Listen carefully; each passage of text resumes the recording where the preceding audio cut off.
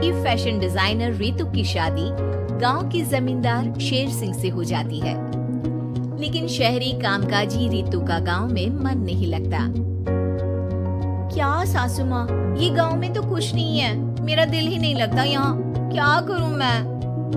अरे बेटा, जहाँ पति का कारोबार बीवी तो वही अच्छी लगती है ना। अब हम लोग इतने पैसे वाले हैं कि गांव में मेरे बेटे लायक लड़की ही नहीं मिली।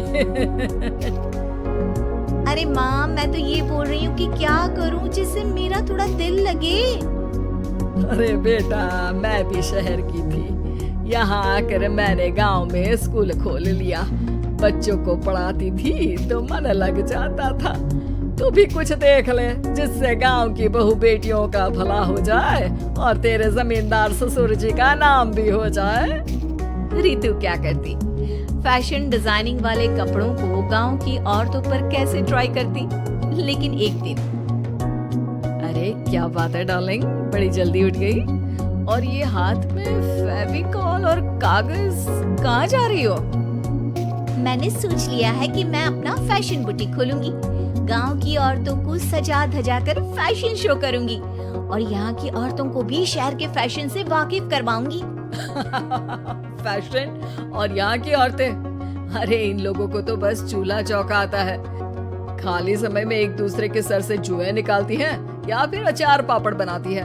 इन लोगों के बस की नहीं है फैशन को समझना। लेकिन रितु मानती नहीं। वो पूरे गांव में पोस्टर चिपका देती है कि किसी को भी नए डिजाइन के कपड़े पहनने का शौक है तो जल्दी जमींदार की बहू से मिले। लेकिन रितु की दुकान में 2 दिनों तक तो कोई आता ही नहीं। पर एक दिन, अरे कमला, क्या हुआ? क्या देख रही हो? ये पुतला देख रहा है दीदी। क्या दिख रहा है इसमें ऐसा? अब देखो तो दीदी, ये पुतला मेरे जैसा ही है ना, पतला दुबला लंबा, बस मैं काली और ये गोरा।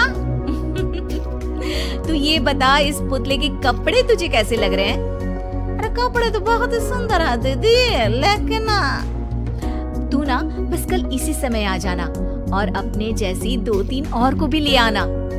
अगले दिन कमला 2 लड़कियों को लेकर आ जाती है। रितु उन लोगों को अपने हाथ के सिले कपड़े पहनाती है और घर भेज देती है। उन लोगों को गांव की दूसरी औरतें भी देखती है। और फिर क्या, अगले दिन रितु जब दुकान खोलती है तो सामने बहुत सी औरतें उसके बनाए डिजाइनर कपड़े पहनने को तैयार खड़ी होती है।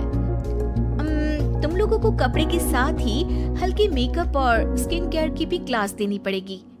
रितु गांव की औरतों को फैशन का ज्ञान देने में लग जाती है। एक दिन रितु का पति कहता है, अरे रितु, तुम्हारी फोटो पेपर में आई है। क्यों भाई, ऐसा क्या कर दिया मैंने? क्या लिखा है?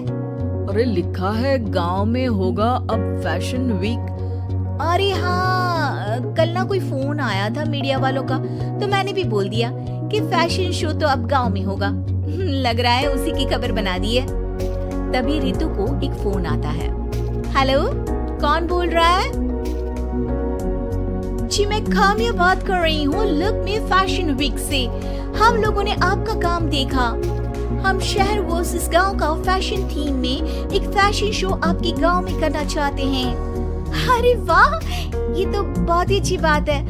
मैं अपनी मॉडल्स के साथ शो में हिस्सा जरूर लूंगी। बस अब क्या था? वो दिन भी आ जाता है जब रितु की गांव की गोरी शहर की छोरी के साथ स्टेज शो में हिस्सा लेती है। शो के बाद, अरे आपकी वो जो कलेक्शन है ना, मैं उसकी पूरी सीरीज खरीदना चाहती हूँ। सच में आपने वो कपड़े डिजाइन करे जो आज के लोग आसानी से घर और बाजार में पहन सकते हैं और बजट में भी है। हम भारतीयों के लिए तो ये डिजाइन बेस्ट है जी। वैसे आपने क्या सोच कर ये कपड़े बनाए और आप इसे कितना आगे और लेकर जाना चाहती हैं? औरतें और फैशन एक दूसरे के पर्यायवाची है। तो ये किसने कहा कि गांव की औरतों को डिजाइनर कपड़े पहनने का हक नहीं? मेरा मानना है कि शौक सभी औरतों में होता है।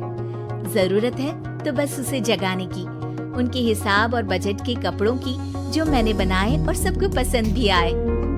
अब रितु का गांव हर जगह प्रसिद्ध है, ना सिर्फ रितु के लिए बल्कि वहाँ की औरतों की फैशन के लिए भी।